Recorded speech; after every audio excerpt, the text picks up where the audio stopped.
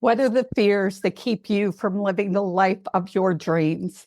Today, my expert guest and I hope to provide insight to help you live your life without regrets. I'm Patty Hunt, and you're listening to the RV Life Podcast.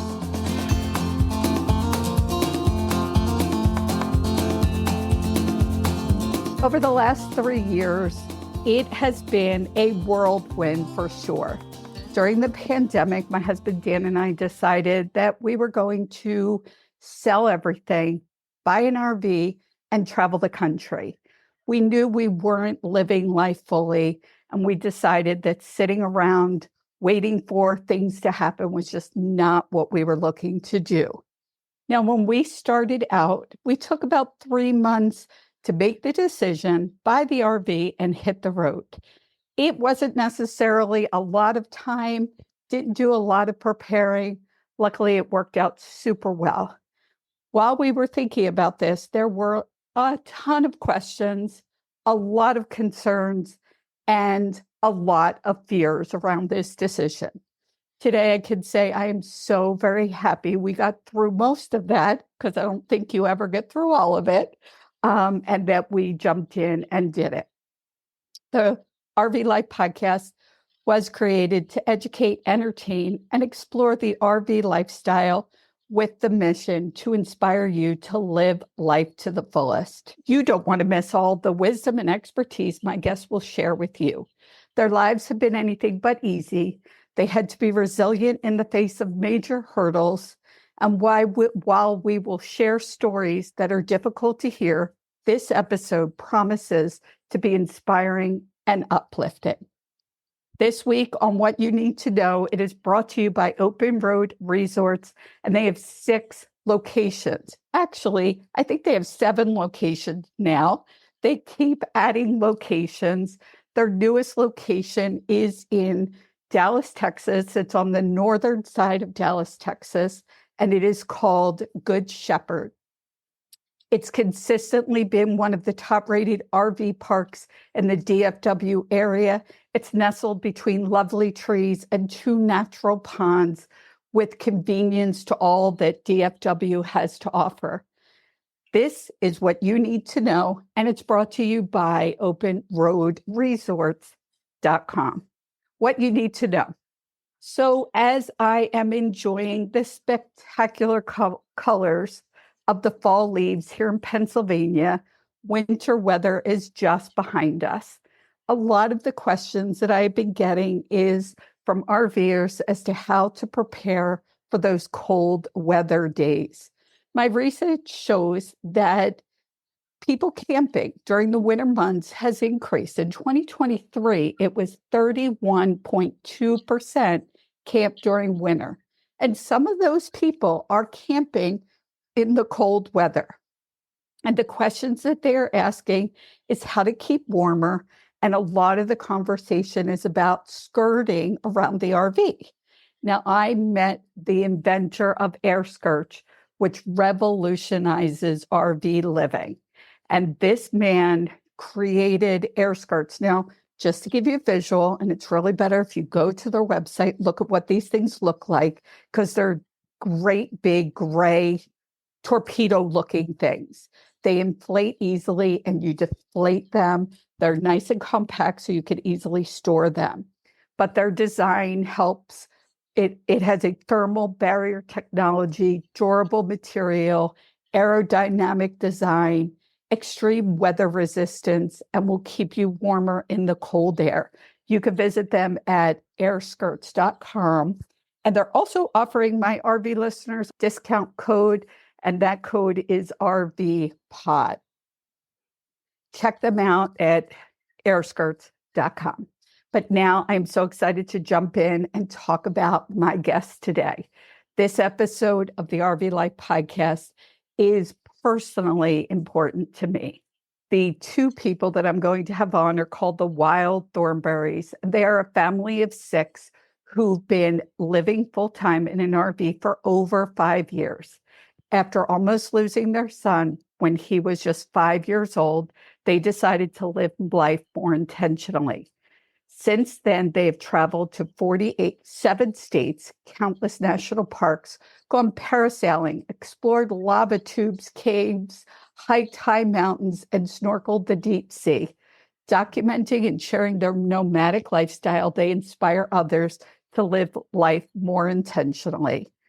Josh and Cassie Bailey, welcome to the RV Life podcast. Hey. How are you? Good. I'm so glad to have you on.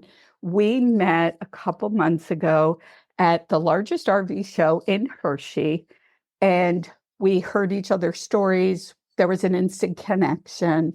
We had the opportunity to have a long conversation the other day, and I knew you guys had to be shared with my listeners. So let's jump in. Tell my listeners how you made that leap from working your regular sort of 9-to-5 jobs to full-time RV life.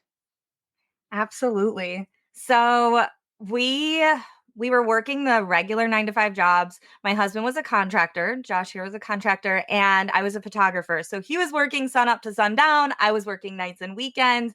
And then our son started having some weird symptoms, some things going on. I thought he was just getting sick, mono, making him weak. And in February, we decided to take him into the hospital. We weren't sure what was going on with him. I thought he was just going to get antibiotics. And we were told that he likely wasn't going to wake up the next morning if we hadn't taken him in that day. And so after getting the news that we had just almost lost our son and he was just dying right in front of us, basically, we sat in the hospital with so many regrets. All we could think of was, oh my gosh, like he has barely been out of the state. He hasn't seen anything. He hasn't done anything.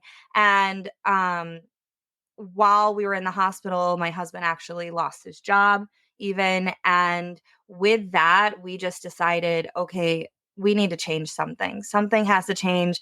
We need to live more intentionally. We need to spend more time with our kids.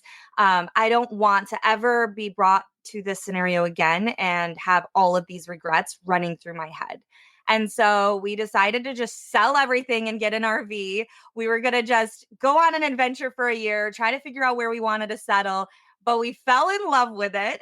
So we have been living in an RV for over 5 years now and absolutely love it. We have, like you said, we've traveled all around the country. We've made so many memories. And if we were sitting in a hospital room again because of any of us in the family, I know 100% certain I would be able to say I have zero regrets. I have lived 1,000 lifetimes. My kids have 1,000,000 memories with me, and I have 1,000,000 memories with them. And that in itself could be the beginning and the end of the show, because if nothing else, if people could hear that. And Josh, did you want to add to that? Not to put you on the spot, but I was. No, she says things so eloquently and beautifully. And this was 2019. This was 5 years ago. Your son was 5 years old. It seems like a common theme when I get people on the podcast that there's somebody close to them that has either a near-death experience or their parents pass away, which gets them to say, you've got to live life fully. My story is very similar.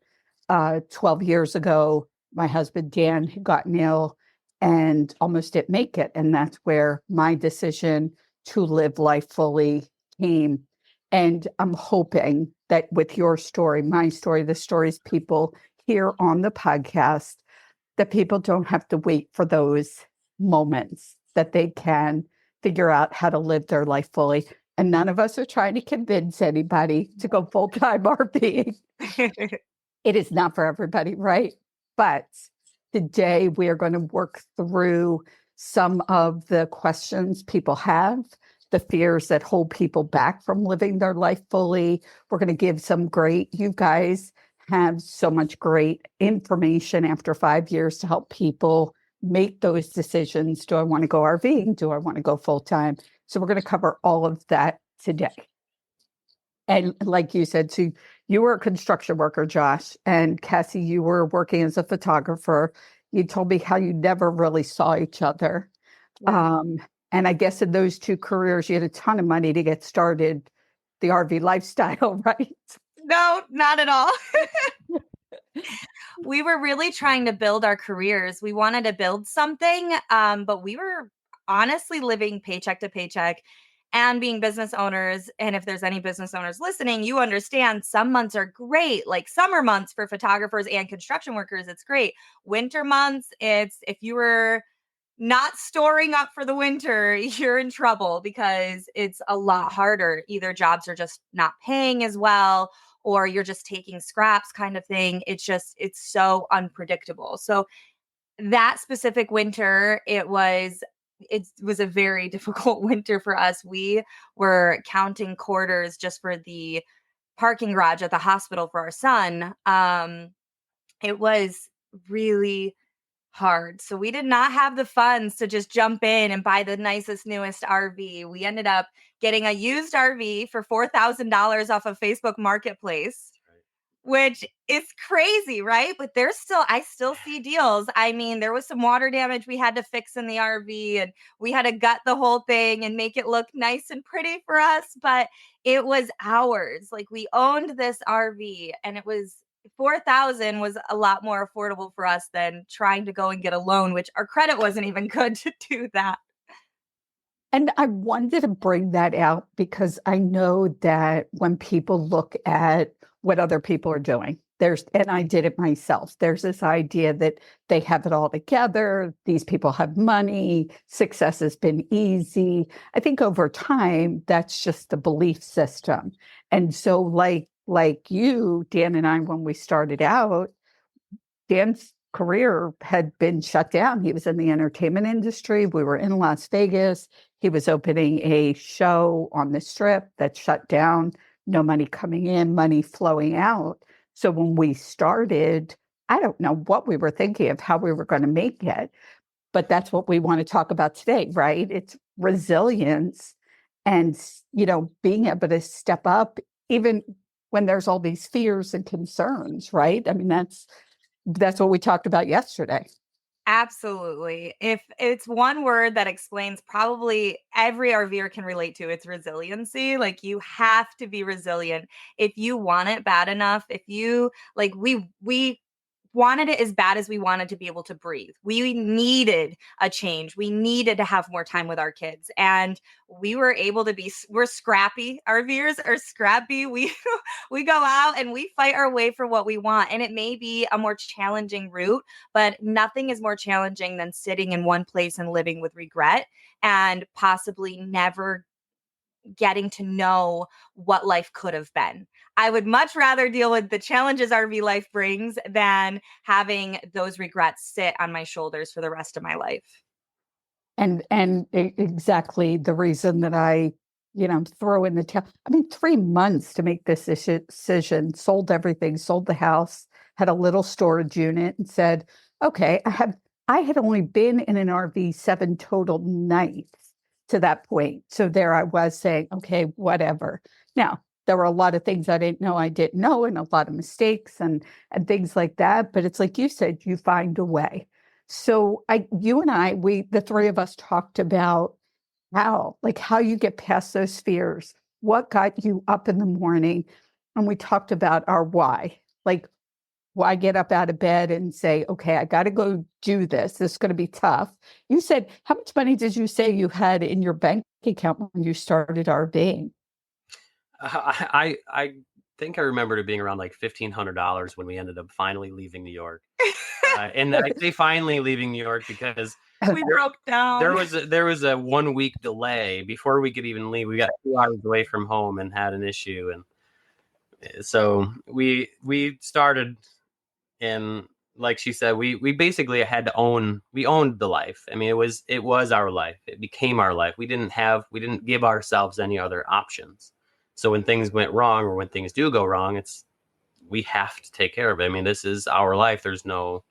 We're not going back. We didn't give ourselves that option. So we left and we didn't know what we were doing or We'd never been in an RV beforehand either. No. Never. We picked up the RV and had never towed an RV and had never stayed the night in an RV in our entire lives. And we're like, this is the one, we're going. Wow. We just owned it because our why was we either do this lifestyle where we get more time with our kids, we figure it out as a family unit, or we continue on the path we were continuing on, which was high speed to destruction of constantly burnout, constantly working, never seeing each other, trying to scrape and claw at building something that may or may not work out. And it just wasn't what we didn't want it. We did not want a life where we didn't even have time for travel, let alone money for travel. And RV life made that affordable for us. And there's controversy around that. Like, is living the RV life less expensive or more expensive than living in the house? It is one of those great debates because depends on where you lived. But again, the whole messaging here is Dan and I made it work. You guys made it work. Now let's go back. You have 4 kids, actually. We talked about the one. So now how old are your kids? Talk about your kids, because 4 of them. Yeah. So we actually have a teenager in the RV. Our oldest is 13, and we started when she was 9. Wow. Right? Or 8. 8. She was almost 9. And then our son is 11. Our other 2 are daughters, and they are 9 and 7. 7 next week, but she tells everybody she's 7. Okay. Well, happy birthday to her. Yeah, let's give her the whole month of celebrating. Yes. Let me help. So 4 kids. So for people, my listeners, I have listeners that are full-time RVers, part-time RVers, sometime RVers, and I have those listeners that are dreaming about the RV life, whether it is full-time, part-time, or sometime that they're dreaming. Those fears get in the way. I have kids or I don't have kids. Is there enough money? How am I going to do this? And the whole point is to show people that you can make it work. And like you said, Josh, there wasn't an option. You weren't turning back. You burned the bridges, so to speak. You were making this happen for your kids. And that is just incredible to be able to do that, given that you didn't have it all given to you and handed to you in the best of RV and all the money. That's pretty incredible. So when you made this decision, how did your family react? What did you tell them and what was their reaction? So we announced our families that we're going to be moving into the RV, and we didn't get the greatest reaction at first. I mean, I think that's common. There's a lot of fear that surrounds that kind of. You're just going to go, what are you going to do for work? What are your kids going to do for friends? There's a lot of fear, a lot of questions that go into the initial, oh my gosh, somebody I care about and love is going to do this thing that is so off the wall crazy that I'm afraid for them. And sometimes fear makes people act differently. And there was a lot of that in the first year specifically surrounding our life. Not everybody. I mean, we had a lot of support from friends, from some family. So there was a lot of mixed reaction there. And I see it with people all the time. And I think people that are trying to make a change in their life, especially if it's a major change, there's always that, what are people going to say? Being judged. I think for me, I don't know how much I told people. I had a couple friends that I told, because when Dan first presented it to me, we were sitting in our house and he called me up to the office and he said, hey, let's just sell everything, buy an RV and just, travel the country. And I laughed. I thought he was joking. I literally started laughing and I looked up and said, well, you're serious? Like, what is this going to look like? What are we going to do? How are we going to make money? How are we going to afford it? What are we going to buy? All the questions that come flooding in.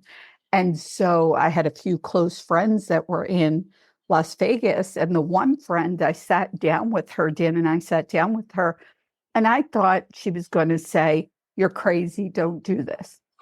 That was what I was looking for her to say, like, this is insane. And she said, we told her Dan's idea, and she's like, that sounds like a great idea. You could do this and that. How cool would that be? And I'm like, are you nuts? like, so it was hard for me to wrap my head around it. And I think that the reason I want to bring this out is because the judgment that I've heard over the years that people have gotten, either the judgment that their family or friends has downright said, or what they think, their family's thinking. And I think that was the case for me. Just do it. Now, as most people know, the podcast is not scripted. We all had this amazing conversation, and I just want that conversation to be shared with my listeners because I believe they're going to get incredible value. One of the things that we talked about that has come up 3 times for me in the last week is not having regrets. And you mentioned it when we spoke, you mentioned it today.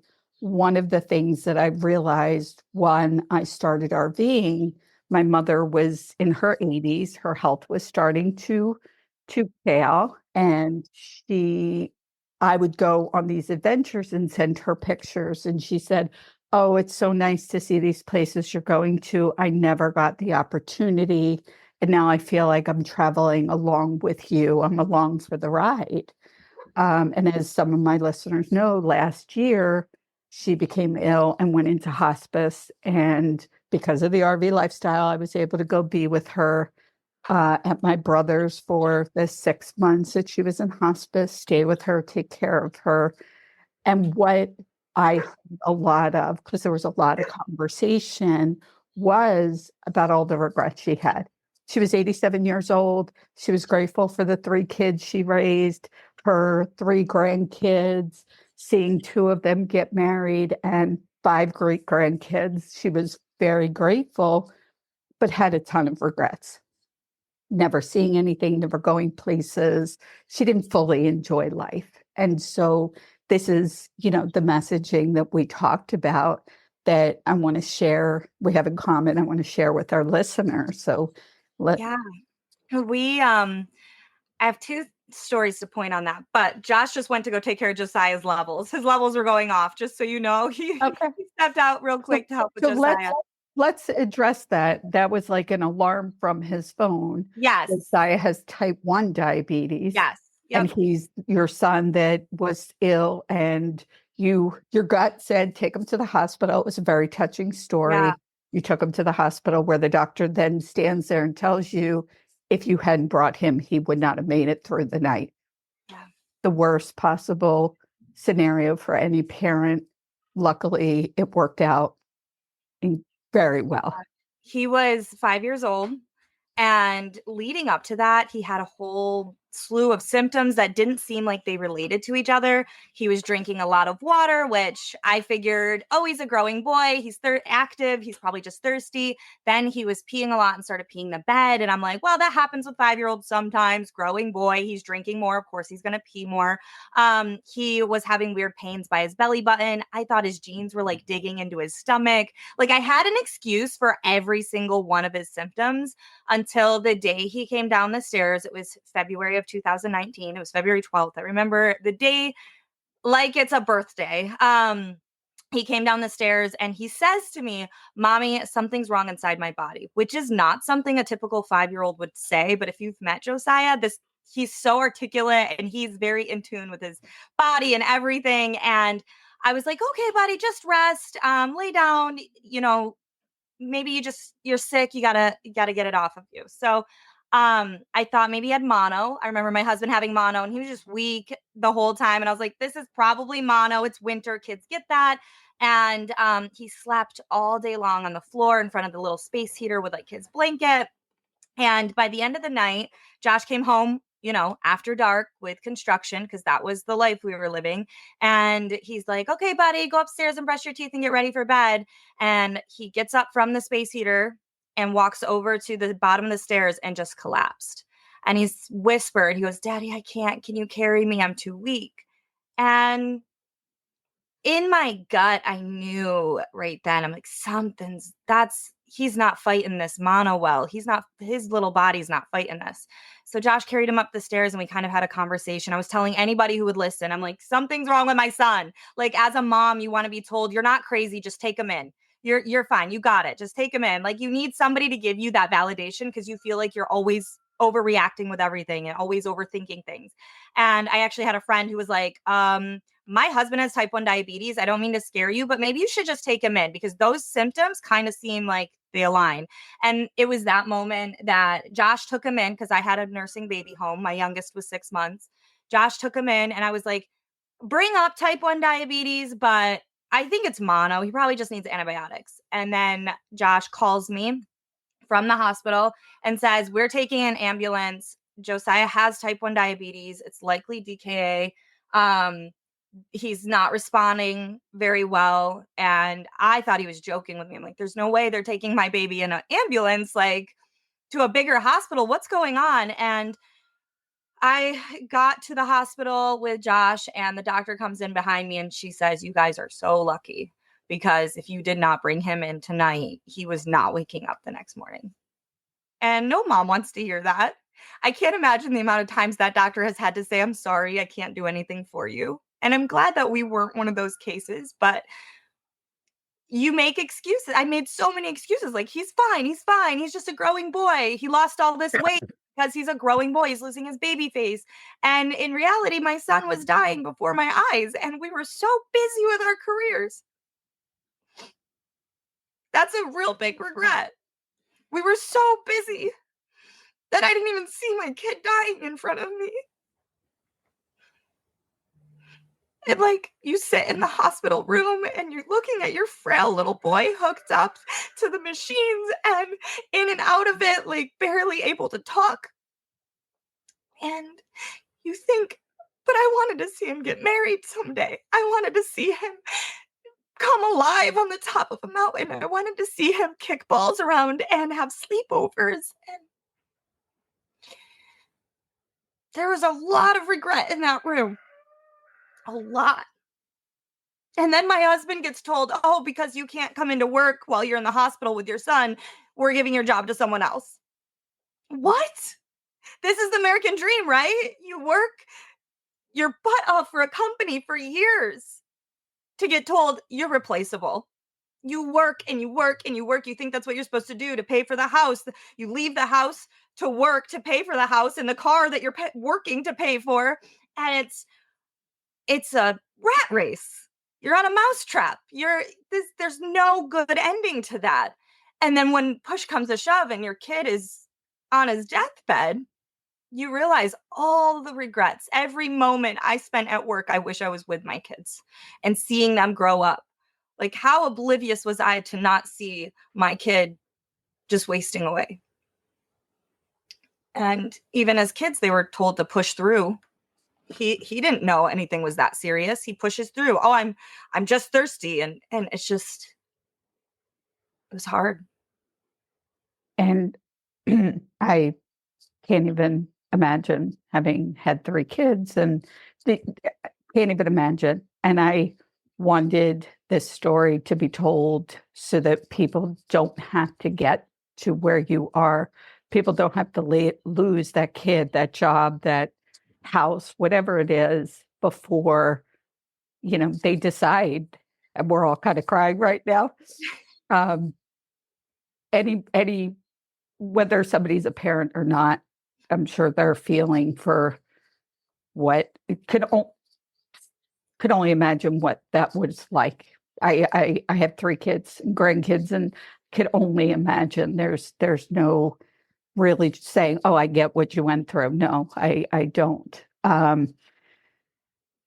So, this is why I do the podcast. This is exactly why week after week, regardless of what's going on in my life, that I do the podcast, so that I used to say, I hope to inspire one person to get out there and truly live their life and be happy. And I want more than one. I want it to be viral. I want it to go viral. Yeah. And, you took something that some people would have just curled up and said, no, I can't do anymore. And you said yesterday, there was no option. There was no option. You were moving forward, living life fully. and there was no turning back. And that's the resilience you spoke about. And moving forward wasn't easy, right? Absolutely. Moving forward, there was a lot of challenges coming with that. We had to learn how to be our son's pancreas. So he is on continuous glucose monitor. He gets insulin all day, every day. He doesn't get to just grab a bag of chips and watch a movie. He has to count, okay, I'm going to have 21 chips, which is 36 grams of carbs. I have to get insulin for it, get the insulin, wait at least 15 minutes for it to start activating, and then I can start eating. And I have to eat slow because I don't want to eat faster than my insulin hits, or I'm going to go really high. And if my levels are really high, I feel sick. It's an entire process. So we had to really learn how to manage his type 1 diabetes. And I honestly think looking forward to the adventures and being together with our family got us through that, because I didn't want to, after that, I was like, how am I supposed to be his mom? Because this little boy would hide under tables and closets and beg me not to hurt him, because I would have to prick him with needles and give him insulin pens. And I had to we had to hold him down at some points. And that's like hard. How am I supposed to look at my son, who I would protect with everything inside me? I'd take every single bit of pain away from him, and I have to be the one to cause it. And it's either cause him pain or he dies. And that's all we were given. Those were our options. You don't get to choose to be strong. You have to be strong. Like, there is no choice in it. And I think keeping my mind just focused on, okay, sell the house, sell the things, get to the adventure. It gave me something to look forward in a time that was absolutely hopeless and dark for us. And at one point I was wondering, we were on the road for a year, and I was wondering, are we doing the right thing by our kids? Should they, because we were getting all the comments, everybody saying, this isn't stable for kids. How are they going to have friends? Which they have lots of friends. How are they going to do this? How are they going to do that? And all those voices get into your head, and you start to wonder, am I doing the right thing? And at this time, when I was wondering that, there was this gentleman parked next door to us, and he was a single guy. He was elderly, and he was standing outside just watching the kids play. And he went and talked to us, and he was like, hey, I just want to say you're doing a real good thing by your kids. And we're like, oh, thank you. You know, we told him a little bit of our story, almost losing our son, and he just lost it. He said, my wife and I had the retirement plan. We were going to travel the country as soon as I retired from my job that I gave my whole life to. And she didn't make it. She died to cancer. And he said, I'd give anything to go back and do this instead of give my life to that job. And he was a mess. And to see a grown man crying like that, and to say how blessed and lucky and awesome this is that you guys get to do that, it really reminded me, like, you have to remind yourself of your why. I'm doing this because I refuse to be on my deathbed saying, man, I wish I saw my kids grow up. There was a lot of other issues that came along with the type 1 diagnosis as well, because Josiah was diagnosed celiac also.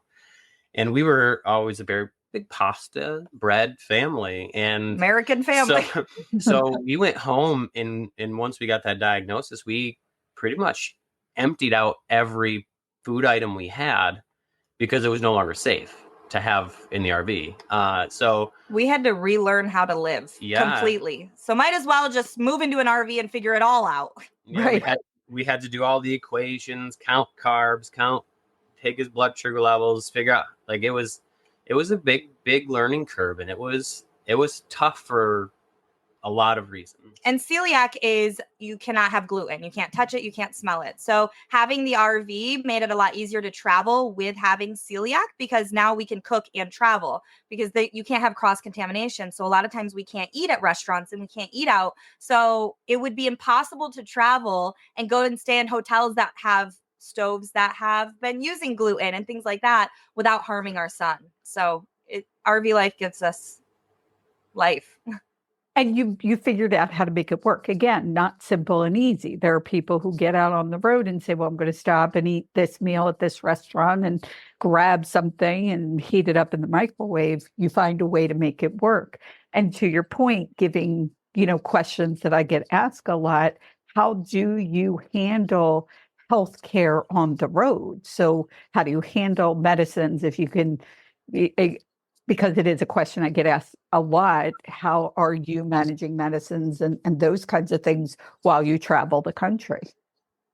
So we domicile in Texas. That's where our address is. They have one of the best endocrinologists in the whole country. So we visit Texas once a year, and they also allow us to do a virtual appointment once a year. So he has 2 endocrinologist appointments because we keep his levels so well, and we'll visit Texas. They have a program for children who have life-threatening diseases, incurable diseases, where they're automatically insured through the state, basically. So they don't ask for your income. It's not like anything like that, but they automatically enroll him. So he's able to get all of his supplies covered through this program Texas offers, which is amazing for us because it is not cheap.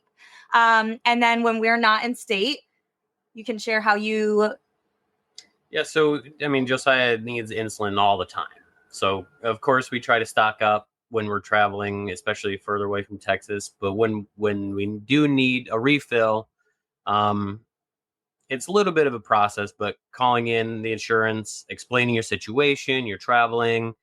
You do an override. He Yeah. has to do an insurance override. Yep, you have to ask for an out-of-state override if it's a state insurance, or just ask your insurance to call in to whatever pharmacy you choose, or the Walmart. We like to use Walmart just because they're all over the country. Yes, Walmart is easy for us because they're everywhere. But whatever pharmacy that you choose, just to have the insurance company call it in, have the doctor call in the prescription of that pharmacy in that state. And it's a little bit of a process, but it's actually pretty simple. You do have to plan ahead and make sure that you're staying up with getting the insulin because you never want to run out. And the insurance companies can give you a really hard time. It can be challenging. It can be. But it's possible. It is still possible to live full-time in RV and have health concerns. There are some times where I have to get on the phone with them and explain a little bit deeper about what I'm asking because they're unfamiliar with the process. And sometimes I have to call a couple times. There are some hiccups in the process, but all in all, it's better than the alternative. Right. And so to both of your point, you figure out a way to make it work. So if people could make it work in the situation you're in, question I get all the time, how do I deal with medicines and this and that? Again, you're talking about insulin. Some people have other medicines. There are ways to work around it. And, you have the will to do it, there's going to be an answer. I do need to take a quick break. This has been an incredible conversation, and we're going to come back with more resources, talking more about how to not have those regrets. So much more to cover with you guys. But before I do, I want to talk about RVing and having clean, fresh, safe water. That is incredibly important to us RVers. Before you store your RV for the season, there's also one critical step you don't want to miss, and that's sanitizing your freshwater tank. Whether you've been venturing across the country or enjoying a few weekends at a campsite, your freshwater system accumulates bacteria, sediment, and other contaminants, and you want to make sure that's clean. Clear 2O Tank Fresh water tank and system cleaning is the way to go. I've used it myself on my RV. It was so easy. Took less than an hour. There's no bleach smells. There's none of that chemical smell. You pour it into your system. It cleans the water system, ensuring that your next trip, you are clean, safe. Whether we're full-timers, like Dan and I were, we were able to use this to make sure that the freshwater tank is clean. Now, because you guys are my RV podcast listeners, Clear 2O is offering 15% off with coupon code RV Life Podcast. Just go to clear20.com. They have amazing products that have really made a difference for Dan and I. The other thing we talked about, and again, I'm shifting, people might have had to get up and get some tissues and take a breath. So let's talk a little bit about ways that we both have saved money. Open Roads Fuel Card. We have diesel trucks. You have a diesel truck. I had a diesel RV. Open Roads Fuel Card is free to get the card, and we save money every time we stop for diesel. You guys use that card as well, right? Yes. Oh yeah, our long trips, we take long trips sometimes, and it's definitely a money saver. Absolutely. They have saved, I want to say anywhere from 5 cents a gallon up to $1 a gallon. There was a day with, yeah, Josh, you're a It's riser. yeah, no, I've actually been surprised at how much savings there can be sometimes. I mean, it's significant enough to make it worth getting the free card to do it. Yeah. RVers need open roads. If you're an RVer, if you full time, you need the open roads card app, all the things. It has been a huge saver for us, especially if you travel a lot.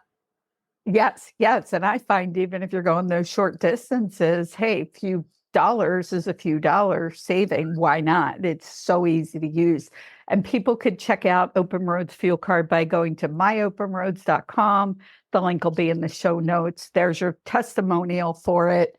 But let's get back to what we were talking about. And again, there's so much here. We've been talking about regrets, and I read a book that called Top 5 Regrets of the Dying. You know, people who are sitting there thinking, well, when I retire, I'll do this, or when my kids are grown, I'll do this, or when this happens, when I get the, more money, that's when I'll do this, that, or the other. It's always when.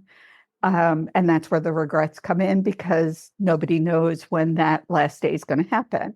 So the book that I read, The Top 5 Regrets of the Dying, I read this while I was with my mom listening to these regrets that she had. And, the point is, let's not get to your deathbed and feel regrets. I'm with you. I love when you said, something happened now, you've lived your life, you've done everything you can. And you guys are young, not many people at your age can say that. Yeah. So let's talk a little bit. You also live this full-time RV lifestyle, and you know the ins and outs, some of the difficulties of it, the things that when you started out full-time, it's I didn't know what I didn't know. So you didn't even know to ask the questions because you didn't know. But you guys wrote a book, and the book is called, wow, I had it in front of me. The book is called Road to RV Living. Yes, Roadmap to RV Living. Okay, so tell us about the book. It's getting ready to launch. You have a copy of it in your hand? Yes, I have it in my hand. I have the copy. It just launched. It should be shipping out any day now. So it should be available to everyone. And there is everything you need in here. It talks about, RV living as a family, how to road school, how to get your kids to socialize, teens in an RV. Josh did a couple of chapters with RV maintenance, how to DIY your RV, because we had our very first RV, we gutted and DIY'd everything. It talks about the black tank, apps you want to get for RV living, must-haves in an RV, how to get alone time and privacy in an RV, date nights, all the things you can think of that maybe you don't even know to ask. Like you were saying, I chock filled with Okay, it. thick book. And Yes, it is. And it's also full of inspirational photos. So it shows you the different adventures, the opportunities. So it's a nice book to have like on your coffee table, just to look through and remind you of all the adventures you could be going on with your family and things. It's almost like a vision board put into a book. And any questions you have, you can open up to that chapter and kind of just go through it there and be like, okay, the Wild Thornbaileys have gone through this and done it. Let's go see how they did it. How to get mail, all of the things that we get asked all the time. And that's great. And so coming up after this podcast goes live, I also have an episode that talked about the controversial questions, like questions that everybody just isn't sure what the answer is. Do I put toilet paper in my septic system? What kind of toilet paper? People ask those questions. They're the sort of little bit more minor questions. But while I went through my questions, one of the questions I get asked all the time or see, I'm on social media, people ask me questions. How do people have their alone time as a couple with kids? And I brought this up in that episode and I said, I have no idea because I didn't travel with kids. So I can't imagine. So you guys get to answer that question. Absolutely. Yes.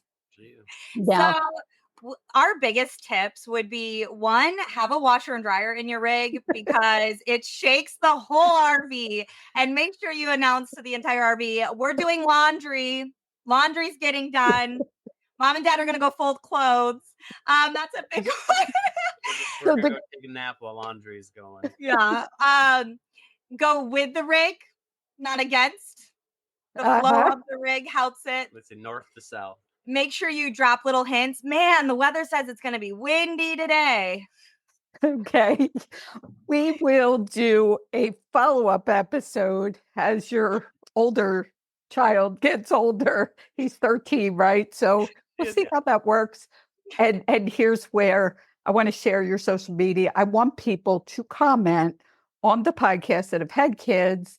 I want to hear what they've done and their comments and how well your suggestions, they've tried them, have worked, what works, what doesn't, because I think this would be great. So comment here on any podcast platform people are listening on. My social media is RV Life Podcast at Instagram and Facebook. They could comment there. How do people tell people your social media, where to find you guys? Ours is Wild Thornbailey's. We're on everything: TikTok, Instagram, Facebook, YouTube. We've got all the channels. So any one of them, you'll find all of our content. We share a lot of information on how to RV.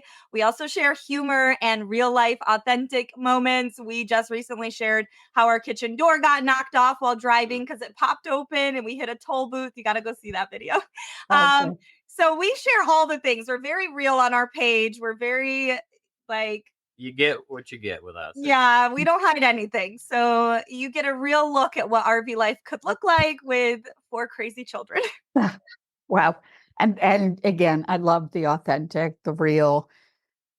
That's why we connected. Okay. So now, one of the things that came up that's in the book is socializing. This question comes up all the time. You just have so much covered in this book. People just have to go find it. Where can they get the book? Where is it? So we have it linked on our website, wildthornbaileys.com. It is not available on Amazon, but it is right on our website and they'll be able to purchase it right there. There is a digital copy too. Okay, great. Because some of us who are in tight spaces, the book looks beautiful. It is a hardback book. It has beautiful pictures. And I miss that being in an RV, like having a book in my hand. So for people of space, there's that option. So wildthornbaileys with an S.com, and they can find everything about you. Okay. One of the things that as you got on the road, you didn't really have a plan for what you were going to do for a job. And again, my sarcasm is going to come in. You just started a YouTube channel and you made a fortune, right? No, we actually didn't start our social medias until 3 years into being on the road. So we dabbled in everything, trying to figure out ways to make money. Right. I think almost every RVer we've met kind of they're entrepreneurs. They have their hand everywhere, anywhere they can bring in money. You want to share some of the things you did on the road when we started? One of the things I really tried to get into is RV maintenance. RV technician is something that is very common. RV maintenance, I fell into RV roofing. So I actually did a lot of manual work still. We traveled, the company I connected with, we were able to get projects, throughout the country, but there's other options to get work also. I did my photography business right on the road. So I would do photography for RV families. I would do edits online if somebody wanted magical Christmas edits because I was a fine art photographer beforehand. I ended up working as an email specialist for a podcast, actually, and started doing their social media management. And then I kind of one day decided I'm quitting that job, gave my 2-week notice after. So he came back and wasn't doing RV roofing anymore. He was doing the homeschool, stay-at-home dad thing. I walk out of the RV. I go, I quit my remote job. This is just as bad as living in a house. I don't want to be stuck to a computer all day. And he's like, oh, well, do you need me to go find a job? Like, what are we doing? You can't just quit. And I said, I'm going to be a social media guru. Like, I'm going to share all of our stuff on social media. I'm going to be a content creator and just give me 1 month. I promise you in 1 month, I'll get all of our pages pages monetized. And he's like, he knows me. I'm crazy. If I have an idea in my head and it's set, I will go for it. So I treated social media as if it was a full-time job. I poured into it. We shared funny videos, skits, how-tos, homeschooling, emotional stories. Like I shared everything. If you can make content and you want to be a content creator, definitely sharing something educational and making people laugh. Those are the two things people are really drawn to. So I was posting 6 to 12 videos a day. Yeah, it was hard, but it laid that foundation. I did it for 30 days. I told myself 30 days straight, I will be completely glued to this to build it. And then after that, I'll be able to post when I want, how I want. That was my goal. Within 30 days, I got the Facebook bonus reels. All of my pages went from 1,000 to 50 to 100,000 followers, and it just kept growing. And I fell in love with it. And now that's our full-time job. Now we just share our knowledge with people. We make people laugh. We inspire as many people as we can just to live intentionally. Like you were saying, you don't have to live in an RV, but just get out there and just live. Don't be like us. Don't sit in the hospital room with regrets. Like just get out there, because you're going to be as ready as you were to have children, or as you're never fully ready for anything until you just get out there and do it. Absolutely. And that's a great, a great piece of advice for people. You're never going to be totally ready. Somebody said that recently. She said, I'm thinking about having a baby. I'm not sure how much money I need or if I'm ready. You're never going to be ready, ever, ever, ever. And yet many of us do it once, twice, 3 kids, 4 kids for you. We just keep doing it. Now, I do want a little bit of caution here. While you took your social media in a month and made it successful, that's not usually the case. Now, Yeah. the dedication, the commitment to it certainly is going to speed things up. When I got on the road, we did our YouTube channel. We were creating video content. Took a year and a half, 2 years before it made money. The podcast happened a little more quickly, but again, not the usual. So people need to, not look at others and say, well, I'm going to do it that way and think that they're going to just make money. And because people say that all the time. Well, you have a YouTube channel. It's, making money. That's how you're on the road or whatever that is. And no, it took years and years of planning. You obviously had some background, some ideas of what to do and how to do it. So just as caution, but there are a lot of ways. And I do believe your book talks a little bit about making money on the road, right? Oh, yeah. So there's a whole chapter. Okay, a whole chapter on it. You and I also talked about the saving money. So we talked about the fuel card. So I'm always looking for companies to talk about on the podcast to save people money. And I'm looking at my calendar.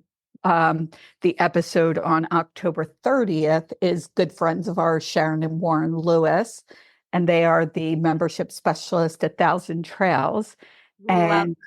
We love the Thousand Trails membership. And again, a way that people are starting out, whether it's full-time or part-time, to save money on the road. When did you decide to go with the Thousand Trails membership? So I did a lot of research when we started RVing, and I found Thousand Trails before we even started. So from the get-go, we did our deposit. I said, I want Thousand Trails. I want to be able to find our RV community. And so we've had Thousand Trails for over 5 years. And I want to say we've saved $60,000 minimum if we were to pay on average $900 a month for campgrounds. And that's a low average because we also go to the Keys, we go to Orlando, we go to touristy areas. We would be spending so much, and we only spend $320 a month, and we have their biggest membership. We have the Adventure, and every campground we go to, there's a ton of other full-time family kids. We travel with other full-time families who do this because it is so cost efficient. There's a lot of families who use this membership. So this would be a great membership if you're hoping to connect with other families and make sure your kids have friends, because a lot of these parks, especially the big ones like in Orlando or Conroe in Texas, they have a lot of activities for the kids. So it's a win-win. We save money and we make sure our kids socialize, and it's just been amazing for us. Yeah, we've saved thousands upon thousands of dollars over the past 5 years. It's paid for itself. Yeah. Yeah. And then some. Yeah. You guys need to do a spreadsheet of it because people, so people can see visually. Because when I wasn't as up on it, unfortunately for Dan and I, before we started out, we watched videos and the negative of Thousand Trails people were showing. And so 3-4 months in, I'm like, we're not going to be able to afford this. We stayed for 30 days in a campground that was $10 a night. That was a state park, but there was no electricity, no amenities, no nothing. Beautiful, but as I got out, and I'm like, gosh, you're lucky if you could find a campground for $30. They're 40, 50, 60 and higher. And so I don't know how we're going to afford this. And then we ended up finding Thousand Trails and then upgrading. And it has saved us a fortune of money. It really has. So that's both sides of it. There's ways to make money, which you talk about in your book, and there's ways to save money. And again, that episode went out October 30th. I'll put a link in the show notes so people could hear from Sharon and Warren and hear a little bit about Thousand Trails to help with saving money. You talked about no regrets, living life fully, being resilient. That is so important. I'm going to get to the question of the week for you guys before we do. Unfortunately, there are people who are now looking to store their RVs, those people who are not full-time. And my friends at National Indoor RV Centers have motorhome storage facilities. They have 6 locations. 5 of them have indoor storage facilities, and it keeps your RV safe from the intense summer heat, as well as climate controlled. And you don't even have to winterize your coach, which is great. They take care of everything. They are a secure gated facility with state-of-the-art security system and well-lit grounds that allow them to monitor the RV and the facility 24/7. Their employees are all background checked, drug tested, uniformed. Your RV is truly safe at National Indoor RV Centers. I've had the opportunity to visit 3 of their 6 locations, and it is a well-oiled machine, what has been created there. So you can visit them at nirvc.com. But it's now time for the question of the week, and it's brought to you by Open Roads Innovative Toll Solutions. And this toll pass covers all 48 states. What toll pass do you guys use? And you've been to 47 states. We have the Easy Pass. I think we have the Sun Pass and the Easy Pass. Okay, that's just for those of people who don't know, that's the East Coast. What do you do when you get out to Texas and the West Coast? Pay by plate and pay at the things, right? Yeah. Oh my gosh. For everywhere though, this works for everywhere. Everywhere, 48 states. So everywhere in the US that you're going to drive, this toll pass costs $24 for the year. I have people say, this is the reaction I get. And this is why I love connecting with the companies and the products and services that are shared with me so I could share it with my listeners. And hopefully my editor producer is capturing this because they're going, oh my God, to each other. That's insane. We could have used that 5 years ago. Right, exactly. And they've concierge service. So if you're like me and you've gotten a toll fine, with my Easy Pass, I've gotten a fine, didn't get to it soon enough. So it's fines and interest and all this stuff. They'll take care of it. They will handle it with their concierge service. Wow. Yeah. $24 a year. So much. Yes. Oh, I cannot wait to get this. Yes. For someone like me that has some brain fart sometimes, forgets to make that phone call. Right. That's right. important. Yep. You could go on your app if you have a problem or call the company. It's great. It's going to be in the show notes. It's also under myopenroads.com. And there's a pull down menu for innovative toll solutions.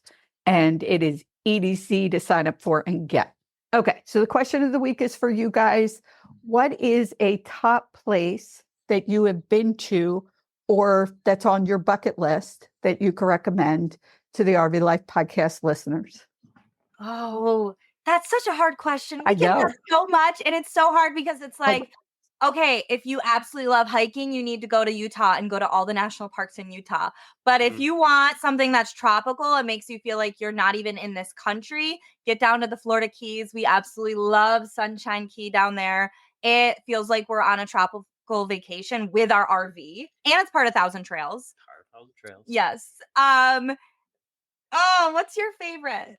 That's so Again, hard. that's really hard because like we've been to so many amazing places like the Keys or Acadia National Park or the Pacific Northwest was really amazing. So we're from the Northeast, so a lot of like seeing all these new places and redwoods, the redwood forest, the Sequoia National Forest. It's just there's too many places to really pick one. This is why we live in an RV. This is why, because we can't choose one place. That's why we're in an RV. Don't ask me that. But if I had to pick, it would probably be the Florida Keys, and I think that's a family decision. A lot of the kids agree. Florida, the Keys. I love the ocean. I love the water. We all love the heat. We all love the sun. So the Florida Keys we love being on the island time too. I mean, it's just time really does slow down there, and we can still get pump out all the work, but just feels relaxing. Yeah. I think that's the answer to that. Okay. And this is one thing I do not tell my guests ahead of time because I want this reaction. And for people who have been across the country and seen and done so much, yeah. So they looked at each other with, okay, how do we answer this? And I love that. The Florida Keys is on my bucket list. I was supposed to go last year and didn't get there. This winter, I will absolutely be at Sunshine Keys. Come with us. Yes.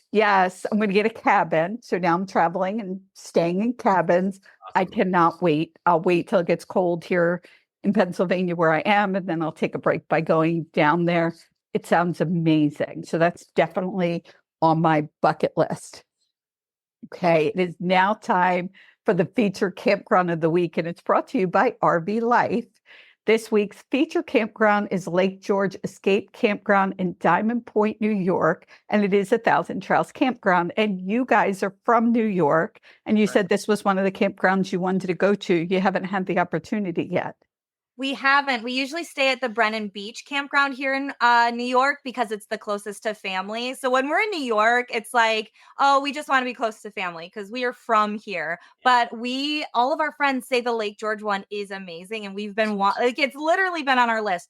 We want to go there. We keep saying we're going to, but then we get trapped with family and we're like, oh, but that's like 2.5 hours from everybody. And so we need to make that plan. I think next summer we'll have to do that. That'll be our vacation spot when we come up next time. There you go.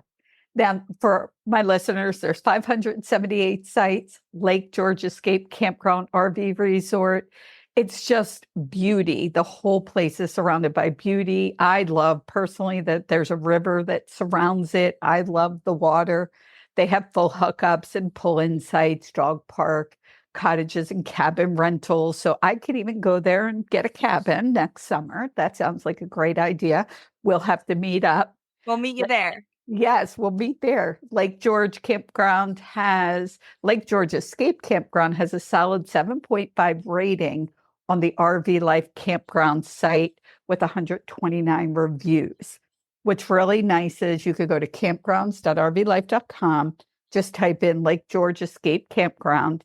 And once you get there, all the information's there. And there's a great big red book now button. So you could book right from the campgrounds.rvlife.com site. If you're not an RV Life member, you could get 25% off. The link is in the show notes. And by being a member, you can see all the photos, the tips, all the amenities of this property, as well as all the parks and properties across the country.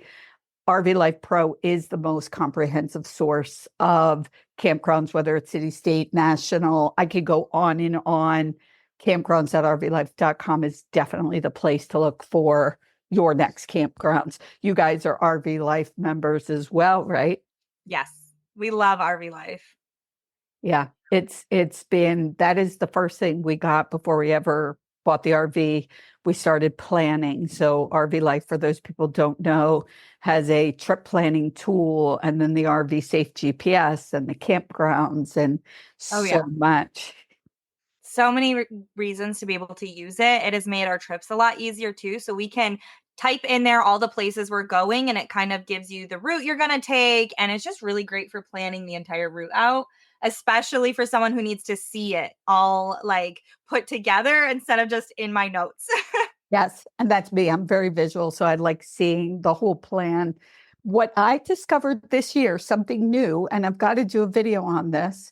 So as people know, Dan is now in the hospital and has been, and I, as an entrepreneur, had to handle my tax return from last year by myself. So when the accountant asked for the mileage on the RV, I was like, I don't know. Well, I went to the RV Life trip planning, and there it all is. Every trip shows the miles.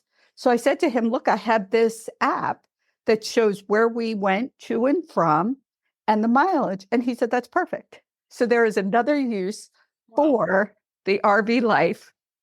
I mean, and if nothing else, $65 a year, and there's a 25% discount. If nothing else, keeping track as an entrepreneur of the miles to be able to write them off was well worth it. It was well worth every penny I spent. So as we wrap up, you guys, I can't thank you enough. Tell people again how they can reach you.